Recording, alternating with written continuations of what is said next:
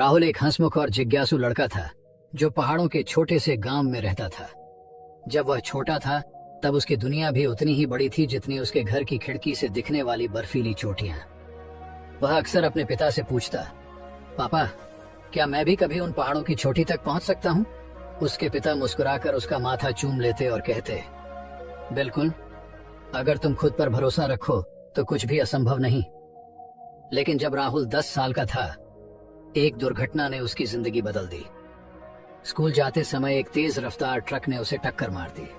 इस हादसे में उसकी रीढ़ की हड्डी इतनी बुरी तरह क्षतिग्रस्त हो गई कि वह फिर कभी अपने पैरों पर खड़ा नहीं हो सका। डॉक्टरों ने कह दिया कि अब वह जीवन भर व्हील चेयर पर निर्भर रहेगा। पहाड़ों पर दौड़ने भागने वाला लड़का अब एक व्हील चेयर तक सीमित हो गया था, लेकिन उसके भीतर की आग बुझी नहीं थी। राहुल की माँ हमेशा उसे हिम्मत देती थी, तुम्हारी उड़ान तुम्हारे पैरों पर नहीं बल्कि तुम्हारी हिम्मत और जज्बे पर निर्भर है। धीरे धीरे राहुल ने खुद को संभालना शुरू किया। उसने किताबों में खुद को खो दिया।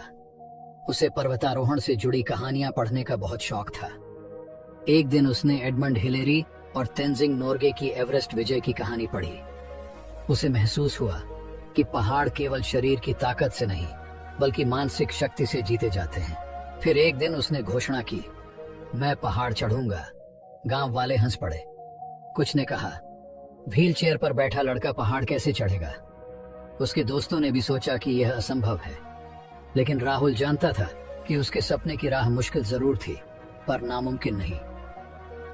राहुल ने इंटरनेट पर उन लोगों के बारे में पढ़ा जिन्होंने विकलांगता के बावजूद अद्भुत उपलब्धियां हासिल की थी। उसने यह भी जाना कि कुछ पर्वतारोहियों ने विशेष उपकरणों के सहारे व्हील चेयर से पर्वतारोहण किया है।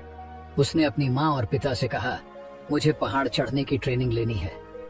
शुरुआत में परिवार को चिंता हुई, लेकिन वे राहुल की जिद के आगे झुक गए। उन्होंने शहर में एक पर्वतारोहण विशेषज्ञ अर्जुन सर से मुलाकात की। जब अर्जुन सर को राहुल की कहानी पता चली तो वे प्रभावित हुए और बोले, तुम्हारा जुनून देखकर लग रहा है कि तुम यह कर सकते हो, लेकिन इसके लिए तुम्हें बहुत मेहनत करनी होगी। राहुल ने ट्रेनिंग शुरू कर दी। उसने अपने हाथों और कंधों की ताकत बढ़ाने के लिए कसरत शुरू की। वह रोज व्हील चेयर में बैठकर रस्सी खींचने, चढ़ाई करने और संतुलन बनाए रखने की प्रैक्टिस करने लगा। कुछ महीनों बाद अर्जुन सर ने कहा, अब तुम एक छोटे पहाड़ पर चढ़ने के लिए तैयार हो। राहुल ने अपने गांव के पास मौजूद एक पहाड़ी को चुना जो लगभग 3000 मीटर ऊंची थी। एवरेस्ट नहीं था, लेकिन उसके लिए यह किसी भी बड़े लक्ष्य से कम नहीं था।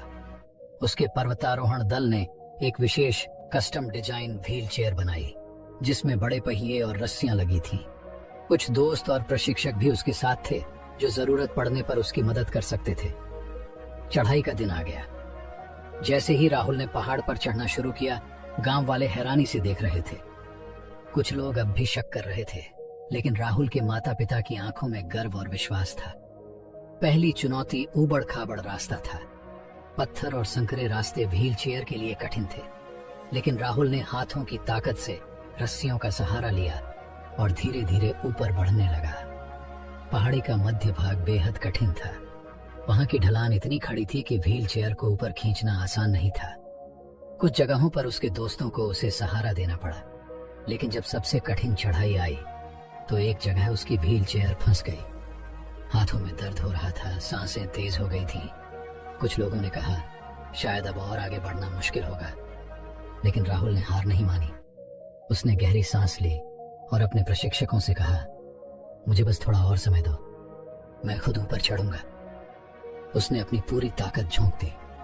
हाथों से रस्सी को खींचते हुए धीरे धीरे वह सबसे कठिन चढ़ाई पार कर गया। उसकी आंखों में आंसू थे, लेकिन वे खुशी और गर्व के थे।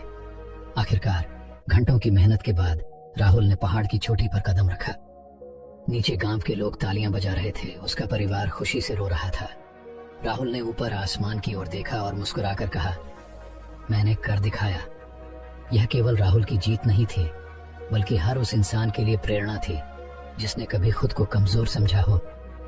उसने साबित कर दिया कि असली ताकत शरीर में नहीं बल्कि मन और आत्मा में होती है। अगर ये कहानी आपको पसंद आई है तो इसे लाइक करें, शेयर करें और चैनल को सब्सक्राइब करना ना भूलें। मिलते हैं नई वीडियो में। धन्यवाद।